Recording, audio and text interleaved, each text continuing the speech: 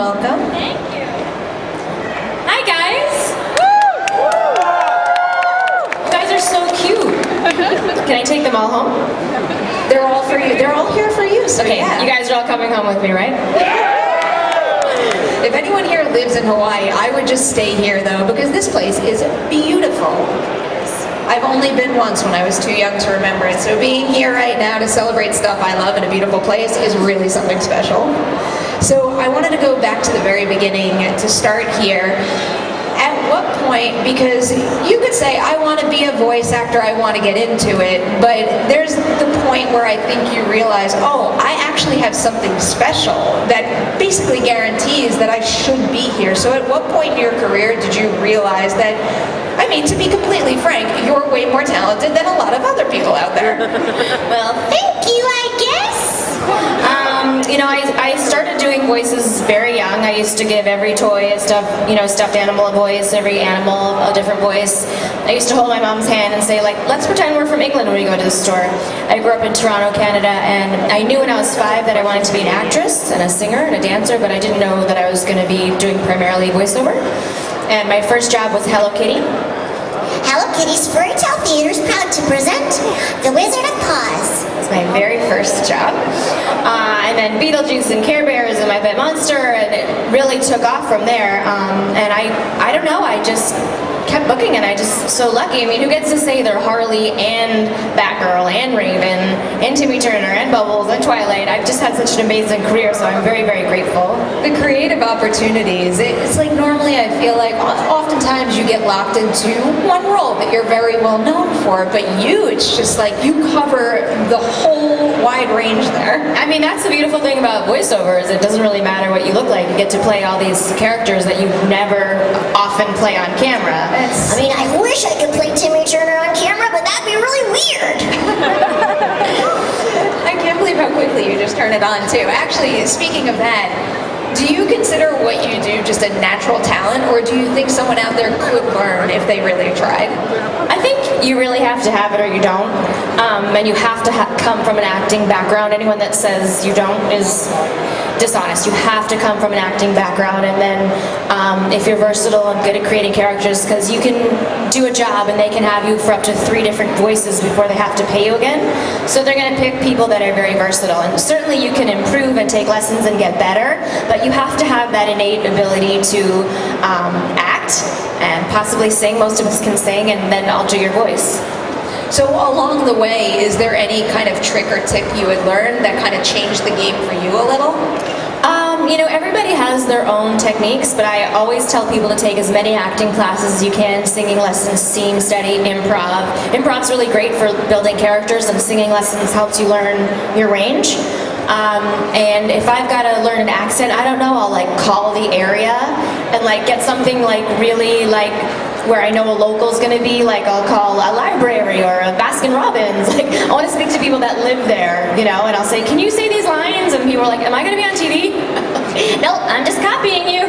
Have you ever called someone like that and they knew you and were like, whoa, Tara Strong is calling me right now? No, but I do a lot of voices for telemarketers a lot. Sorry, I can't get my mom, but do you have a lollipop? Nobody's ever gone, is that Bubbles? I mean, that would be fun.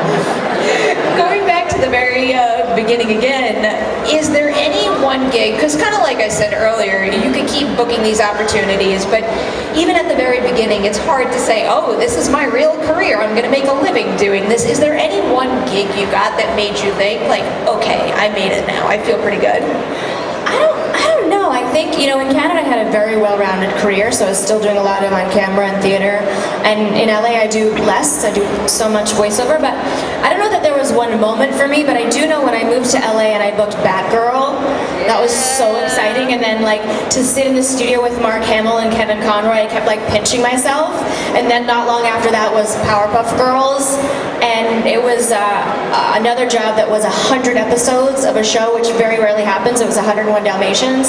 So those sort of 3 back-to-back solidified my status in the United States, so those were good.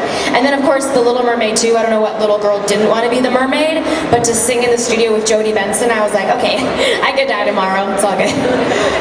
That is crazy. I mean, with everything you've done, I can't imagine an answer to this coming up right off the top of your head. But having worked on all these different shows and all these different opportunities, is there any one, I mean, I guess I would call it the most memorable moment of your career where when you think about it, you still have to pinch yourself today? I mean, really, The Mermaid too. I always say that because I just loved her so much growing up. I burst into tears when I met Jodie Benson. She's like, "Are you okay?" And I've just loved you for so long. I was totally fangirling, and then to sing with her was completely surreal. I was going through your Instagram to prep for this panel, and I don't think anything brought me more joy the other day than seeing you sing Little Mermaid to your dog. Wasn't that cute? Did anybody see that? Sweetest thing. But she loves it. She's just like, She genuinely so does love yeah, it. she does. So you've had all these wonderful things, but I also do think that there's great value in talking about failures and overcoming them. So along the way, was there any specific bump in the road that you overcame and can look back on fondly? I think when I first moved to Los Angeles, because I had such a steady, substantial career in Toronto, I was pretty nervous about getting my feet wet in the States, and it took a while. It took a couple years before people would give me a shot in LA, and I was like, eviction notice broke. And my very first job, Hello Kitty, was given to me by a woman named Marcia Goodman. It was for Deke Animation. And I was so broke, I was thinking, I probably have to go home. And she called me and said, "Will you come do Gadget Boy and Heather?" So she kind of saved me twice. And I guess if you know it's in your heart that to not give up, you know, and just keep going. If there's nothing else you know in your soul that you want to do, just to not give up. Yeah, no, that's a beautiful piece of advice that applies to so many different fields out there. Would you say you had any key mentors along the way? Because especially mentioning what she did for you, people that kind of had your back from day one. I've had a lot of amazing people have my back. Jamie Thomason, who gave me The Little Mermaid, and oh, there's so many directors that I love to work with, and there's so many people to look up to, and even my coworkers, my cohorts, every single day in voiceover, you sit in the booth and I'm blown away by the talent. Because like I said, it's not what you look like, and on camera people can be really catty. But in a voiceover room, I'm like, whoa, I didn't know James Arnold Taylor could do that, or Maurice LaMarche could do that, or Cree Summer, who was in Hello Kitty with me, could do that. And every single day, my coworkers are I mean, I'm just blown away by them. It seems like the community there is really strong, and I also feel like we all here, we know your work and we're celebrating it here, but I think in general in Hollywood, voice acting isn't necessarily given all the credit that it deserves. So is there anything within the community that you guys are trying to do to change that? Well, I think I want to thank the fans, because you guys are what make us feel so important, because you're absolutely right. Yeah, give yourself a round of applause. Like, really, you guys can be louder than that. Yeah, we're nothing without our fans, and our fans let producers know, like, we want more Teen Titans. You guys want season 6, right? Yeah. See, they let them know. I'm trying.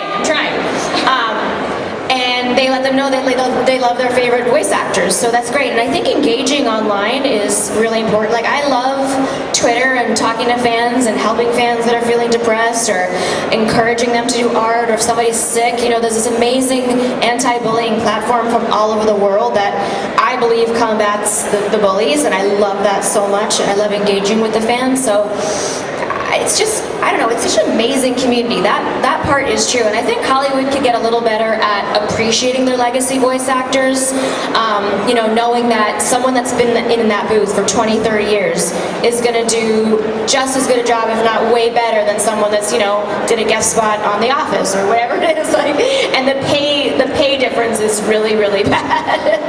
But, you know, I'd love for them to introduce a female category at the Annie Awards. I think it's silly that there's only a male category. And there's so many amazing talented people out there, and they generally give it to a big on-camera person. And I think if there's a male and a female, it'll give more people opportunities. Well, that was kind of one of my follow-up questions, because we see, like I was just telling them before we brought you out, I look at your resume on IMDb, and it's like an endless scrolling thing. So we know that you are super accomplished and you're going to deliver every single time. And then we get these big, wide releases, and maybe just some famous faces are cast in those roles. Is there anything that can be done to change that? Can you get yourself in the door for those types of auditions? A lot of the time they really want a big name, and it's that a casting person wants to meet that person, or they think that the big name will bring box office, which there is some validity to, and I'm actually okay with that when they're good. Tom Hanks is brilliant in Toy Story. It's very true. Yeah, the genie would have been nothing without Robin Williams, so I think there are certainly places for A-listers. I just think maybe evening the playing field a little bit would be good. Yeah, does anybody in that kind of situation where maybe they're stepping into voice acting for the first time for one of those big movies, do any of them reach out to you and ask you for some advice? No, but I've had some pretty hilarious experiences with A-listers in studios freaking out when they see what we do and leave the studio. A lot of them won't work with us because they're like, oh, that's what it is. And I always tell people it's like you're asking a tap dancer to do ballet, and not everybody does. It's just a different art form. What would you say for someone like that is the most surprising thing about what it takes to actually be a voice actor?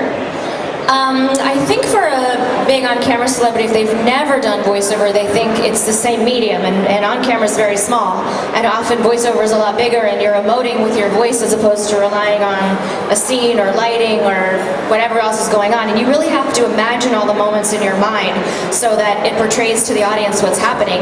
When I see in a script, whoa, I need to read the stage directions because it's going to be different if I'm falling off a cliff or I'm seeing a hot guy, right? So we learn how to do that with our voice, and there's little tricks that you learn and things that you get better at as you go. And the number one thing is confidence. If you get in a studio and you're like really nervous and wasting valuable studio time, you might not get another shot. So I always tell people before you get in there, make sure you're really ready. What is the day-to-day like when you have, let's say, I don't know, a role like Harley Quinn versus a day where you're being credited as additional voices for maybe a movie or something along those lines? So a voiceover session is up to 4 hours. So like for instance, my Monday from 9 to 1 I do Ben 10, and I do Ben and then I do some incidental characters, and then 2 to 6 Unikitty. So that's like my Monday, and then Tuesday I could do a Harley thing or I could do something else, and even though they have me for 4 hours, sometimes you get your job done in 10 minutes. So it's always different, and it's always fun, it's always exciting, and sometimes you think you're off for the day and then like, hey, can you get to Nickelodeon right now? And I do all my auditions in my home studio, so that's nice. The home studio must be the major game changer. I mean, with the technology that's available right now, is there anything in particular that you're like, oh, thank God that was created because it's making my life so much easier? Well, I personally love my home studio because I like to make it perfect, so I don't want other people waiting or like listening, or I don't like being told what to do.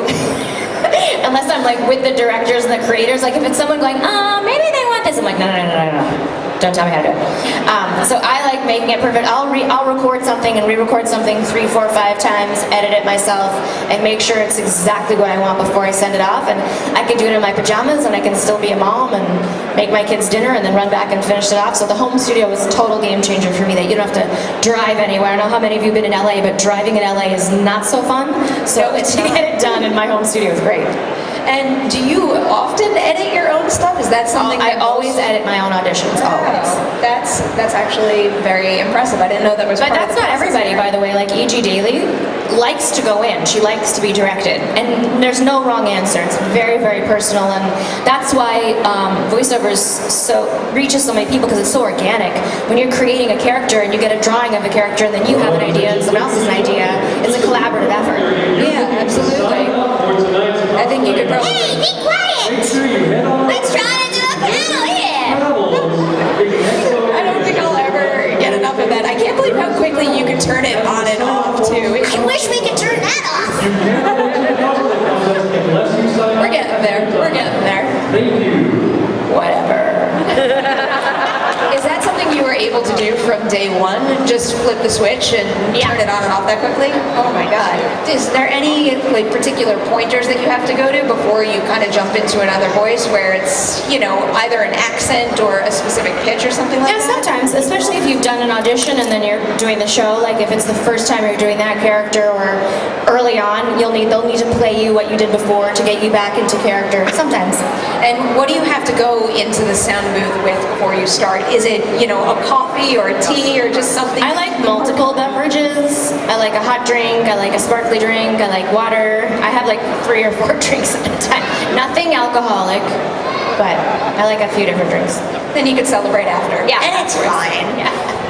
I was curious to get your take on this because we obviously have the Oscars tomorrow night, and one of the conversations we have at Collider often is, yeah, it's great that we have these categories, but there's like XYZ category that I would like to add, and I say things like, I don't know, stunts and casting directors, and the other thing that I want to see added is voice acting.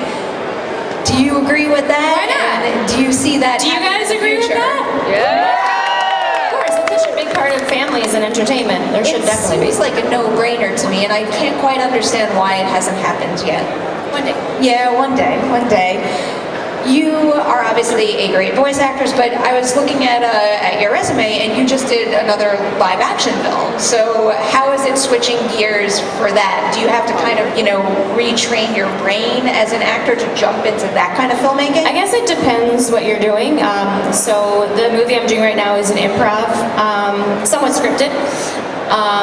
And it's something that I do all the time in the booth, but obviously it's on a smaller scale, and I have so much fun doing on camera because I do so much voiceover, so stepping out of the booth is really fun for me. And is it difficult to kind of retrain your mind to work with a director in that capacity versus I think the only thing that voice actors struggle with when they go back to on camera is memorizing lines, because that's a skill set that you build when you do all the time. And for voiceover, we have our scripts right in front of us on a music stand, so we don't have to memorize anything. So that part of your brain gets a little lazy, so when there's like a lot to memorize, like, oh, how do I do that again? Oh, I can't even imagine. I can barely memorize anything, so you're way ahead of me on that. When you're in the booth, are you improvising often, or do you have Sometimes, yeah, we get to improv quite a bit. And someone earlier, I was talking about just the nature of comics, and they were telling me that oftentimes an artist doesn't necessarily meet a writer for a long time, if ever. Do you ever get to work hands-on with the animators that are creating your characters? We get to meet the writers a lot. Not a lot, but often the writers will be in the booth to translate what they originally had wanted something to sound like. And when I meet the animators, it's always really fun. Years ago, I did a show called The Garbage Pail Kids. And my character was Patty Putty, and like her face, could come apart. And the line was, "In that case, would you please explain what's going on?" I went, In that case, would you please explain what's going on? and they had her go, "Bleh," like her tongue went out there. And I met one of the animators at parties, like, it's so much fun to animate to your voice. I was like, oh, that's so fun that you animate my voice. It's very collaborative. Yeah, it's so nice to hear that, just because it takes how long to create 1 minute of animated content? Several months, thousands of people. It's an amazing process. That is absolutely nuts, and it's just so wildly impressive. And particularly right now, things like, let's say, the animation in Spider-Man Into the Spider-Verse and the new lighting technology they have on the How to Train Your Dragon series are coming to mind. Is there any new innovations in the animated world that really excite you for the future? I guess I like that they're having voice actors do a lot of the cool mocap stuff. I haven't done a tremendous amount, mostly facial mocap, but that's really fun, and I'm excited to see what's next. I'm sure there'll be like holograph Harley in your house and you can kick her butt. That'd be fun. That doesn't exist yet, so don't quote me on that, but it'll be fun. Well, the idea of doing motion capture, I think that even speaks to why voice acting needs to be in something like the Academy Awards even more so, especially if you're putting that much into your performance and they're designing characters based on you as well. I don't know if you play favorites, but let's pretend you do right now. Do you have a favorite voice, or maybe a voice that you can turn on quicker than the others? Well, I can turn them all on pretty quick, but like I say, my favorite was The Little Mermaid too. Yeah. But I love doing Bubbles, I love doing Rugrats, that's coming back, so hopefully they'll keep the original cast. We have so much fun doing Titans. We're just a family. Fairly Odd Parents is fun. The new Rocky and Bullwinkle show is really fun to do together. I don't know if you guys have seen it on Amazon, but season 2 is so brilliant. Weird Al's in it, and Mario Lopez, and it's so well animated. It's really fun. To flip it the other way around, is there any voice that you think is the most challenging, whether it's just like energy exertion or anything like that? Probably Terrence from Foster's Home, because he was always like this all the time. You're a loser. I was like, ow. Like after a while, I was like, What kind of self-care do you have to do after you go home? Have you ever been in a position where like, wow, that really took a lot out of me, I gotta chill for a week? Yeah, I mean, if you lose your voice, you can't work. So I've never smoked, and tea and honey and lemon, and just take care of yourself and don't speak if it's hurting, and don't go to the studio if you're sick. Don't get the other guys sick. I lost my voice for the first time in my life a couple of months ago, and I thought, oh, if I just stay really quiet at the office, it'll be fine. No, I had to go home for 24 hours, 48 at least, and then I slowly recovered, so I can't even imagine. I also wanted to ask you a little bit about just the nature of having more than one actor in the booth with you, because I feel like I've done a couple of interviews for the big films, and it changes, but very rarely do I talk to someone who said, oh, I got to perform opposite the person that is actually in the scene with me. So do you get that chance? Oh yeah, so feature films you work alone, and video games you work alone, but series you work together, and it's so much better, because if an actor says, we gotta go, you might go, okay. So if you're playing off someone, it's gonna alter your performance. I love when other actors are in the booth. Do you see that being an opportunity they'll start to incorporate in film or video games, or is there a I don't reason? think so. I think it's pretty set. I mean, for big on-camera movies, you know, a lot of celebrities have very busy schedules. When we do loop groups, we're together. That's fun. Okay, so is it just the nature of what a movie is and having it's a sit? scheduling issue. Interesting. And what about working with your directors here? Is there anything in particular you like to get from them in terms of guidance or an assist, anything like that? Well, I really like working with directors that have an acting background or have a directing background, as opposed to someone that says, oh, I could do that. Because there's different things that you say to an actor to get what you want. Like if someone says to me, can you make that more squiggly? I'm like, what are you talking about? So it has to be something that I understand. If they say, oh, it's a bigger deal, or she's more scared, or can you try one where she's pissed off? You know, if they speak an actor's language, it makes it a lot easier. Oh, that definitely makes a lot of sense there. I have a little game for you right now that we play a lot at Collider, and it's called Collider's Random Questions. I think they're a lot of fun, but we don't own the questions. But still, anyway, if you had the choice, what TV show would you want to guest star on? The Simpsons, because I haven't done that yet. Really? I've done plenty of Family Guy. I did a really fun Futurama, but I haven't done The Simpsons yet. I feel like you could knock on a door over there and probably get that I opportunity. don't know. Is there any place within the Simpsons world that you would want to find your character? I don't know, maybe like a little girlfriend for Lisa or something. Yeah. Maybe she could explore. Don't you guys think that'd be fun? Yeah. I love that. I'm never going to forget that idea now. What movie or TV show do you quote the most? What movie or TV show do I quote the most? Like that I've worked on, or in general? It could be one or the other. Maybe even just like a favorite movie. I love Defending Your Life with Albert Brooks and Meryl Streep. And good so call. when people talk too much, I'll go, psst, wrap it up, which is something that Rip Torn says in that movie. It's pretty fun. Psst, wrap it up. Wrap it up. I love that. I didn't think you were going to go for that. What's the worst job you ever had? I've had some jobs where it was like very vocally taxing video games.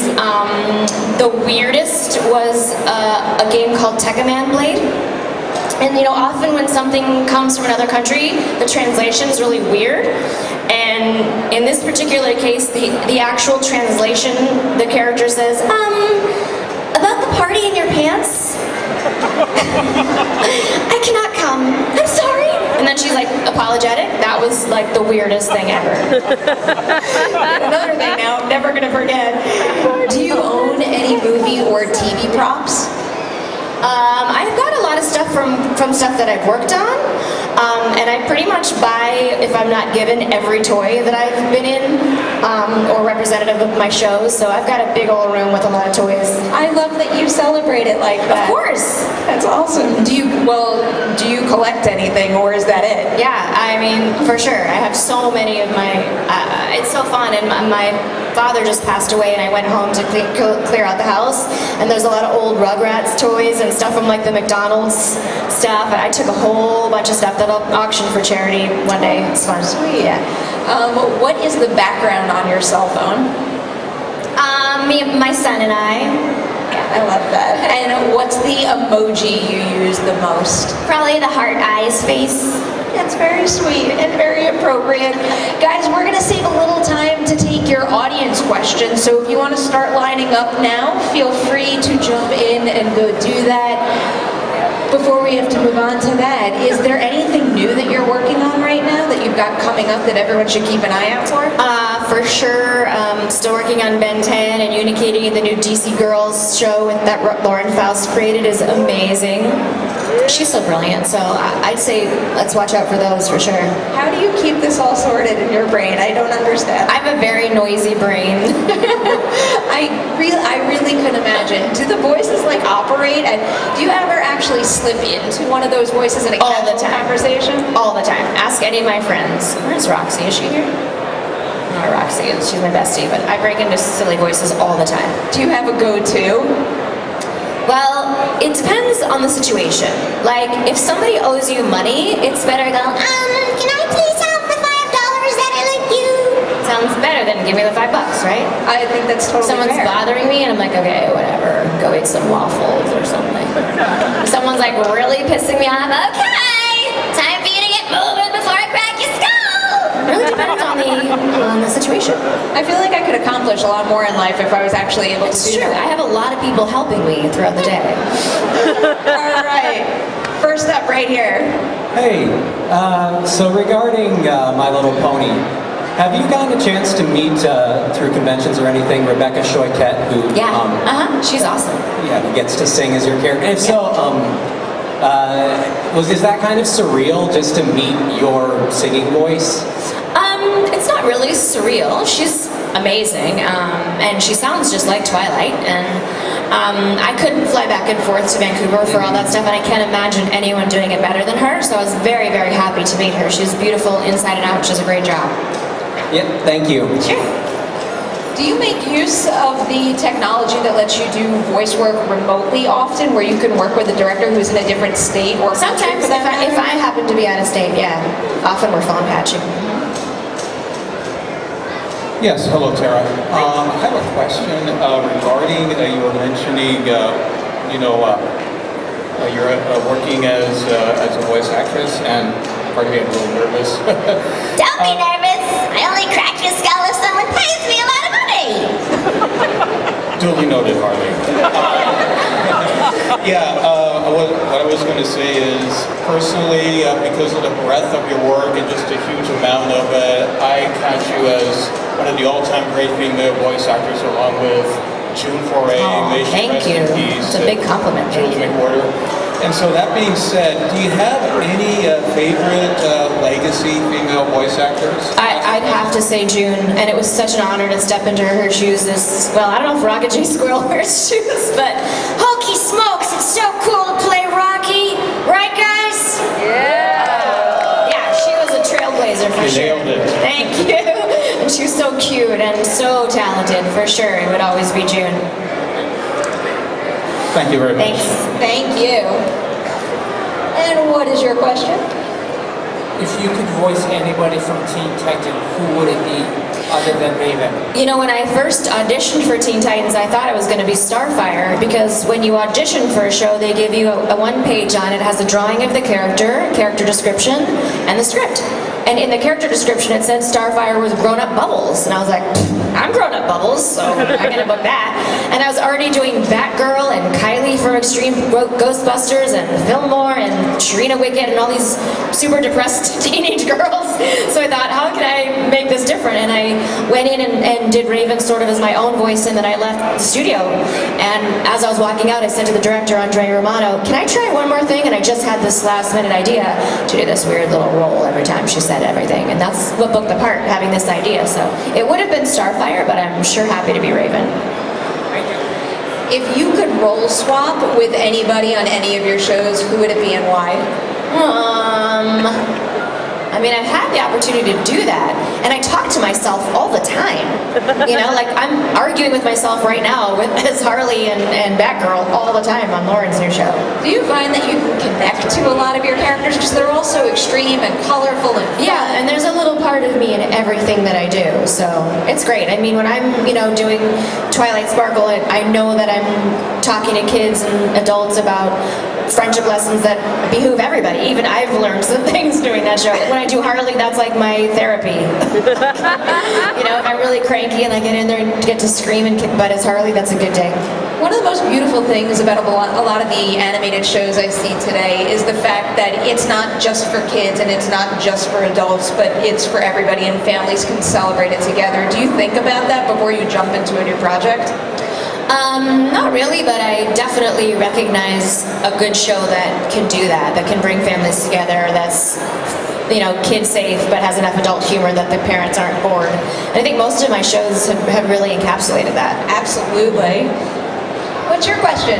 Hi, so you play a bunch of characters, not only from like comic shows, but like from like kids shows, it's not only for kids. So how does it feel to provide so many voices for like many people around the world? Many voices. I think how do you feel about doing the last part? voices for around the world? Yeah. How do I Global feel about characters? Doing some voices for characters that appeal to people around the world. Is that what you mean? Yes. Oh, I mean, I love that. When there's fandom everywhere, that's beautiful. And I meet people at cons that fly from all over the world to meet me. And I love that it translates. And I love traveling and hearing my voice in another country. And it's also fun to hear sometimes the other actors doing their take on it in different accents and languages. I mean, I feel very, very special and blessed that people all over the world like what I do. It brings people together. Thank you. You're welcome. Did you ever realize that what you started doing with voice acting was going to turn into this? Because, No. I mean, even just earlier, thinking of myself as like a 7-year-old Power Rangers fan, it's like I can't believe that we have conventions to celebrate this stuff. No, I definitely did not predict that. It's not just entertainment, it changes lives, and it's Yeah. awesome to be able to celebrate that. Next question, please. Hi. If you had to choose what most starstruck but yet weirdest funny moment you could think of off the top of your head, what would that be? It would probably be Jodie, because I burst into tears. I was really like sobbing, like totally fangirling when I met her. I can understand. And I met a lot of big celebrities in my day, but Jodie Benson, that was it. I was a puddle on the floor. Is there anyone else that you like kind of couldn't keep it together? I don't know about that, but I do like sort of inwardly fangirl every time I see Mark Hamill.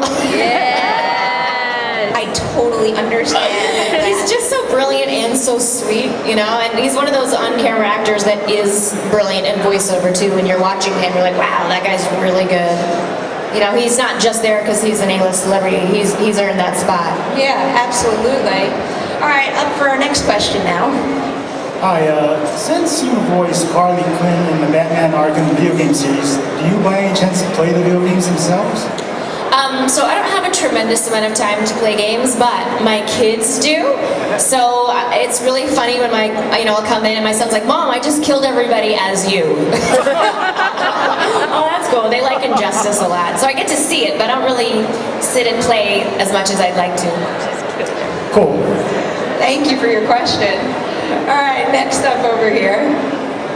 Since you've played so many roles, if you had a day where you had to pick 2 roles of completely different characters to just interact in a studio, which 2 would you pick? Which 2 would you think you would have the most fun, like, say, having an argument? I love that question. Probably Bubbles. And Raven would be pretty fun. And she'd say, hey, you wanna have fun? And she'd tell her to shut up. But maybe we could do some coloring. And she'd say, whatever, I'm gonna go meditate. That was incredible. Thank you.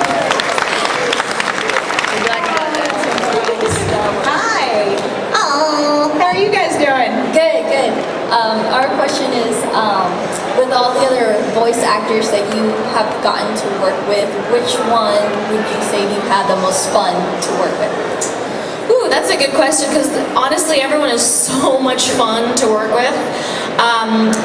My number one favorite is Cree. We've been working together since I was 13 years old, so I adore her so much. The number one I get in trouble with is Greg Sipes, because we constantly talk and flirt and take selfies. I was separated from Pammy Siegel when we worked together on Dalmatians, because we didn't shut up. So people are so much fun in voiceovers, so it happens a lot. Thank you. Is there any dialogue you do, because a lot of your stuff is also comedy-based, that you kind of can't keep it together? Is there any character Yes, that cracks you especially up? like Drawn Together. I mean, yeah, right? I remember the time my mother-in-law was visiting and I took her to a Rugrats session. Amy Jo Johnson, the Pink Power Ranger, is about to head out right today. So guys, come on and check Amy Jo Johnson. She's almost done with her signings. If you'd like to go get her autograph, she has an autograph booth in the back. Amy Jo Johnson, the Pink Power Ranger, is about to finish up her signings. So last call for Amy Jo Johnson. Okay, we got it. Last call for Amy Jo Johnson. What was the question? I'll ask. What role cracks you up the most? Yeah, Drawn Together. So my mother-in-law was visiting and we went to Rugrats and then we were going to Drawn Together table read and I said, just so you know, this is not Rugrats. Like, so much fun to like, you know, all day I'm doing very kid-friendly shows and then to get in the studio and sing about making out with a black chick was pretty fun. It's fun. Reasonable. Hey, what's your question? About your kid, how old is he and what's his favorite role that you play? I have two sons. I have a 14-year-old and a 17-year-old. Believe it or not, I know I look really young. And they love Rick and Morty. Yeah. And they love spotting me on things that they don't know that I'm on. And when they were younger and going through school, it was fun to see them interact with their friends at school. Like when My Little Pony was really, really big, my older son was like in 5th or 6th grade or something, 5th grade.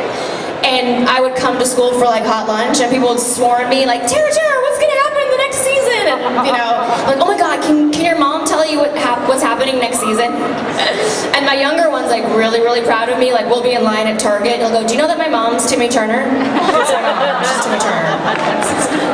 What's your favorite show? No? I've got a lot of favorite shows. Flash, I guess?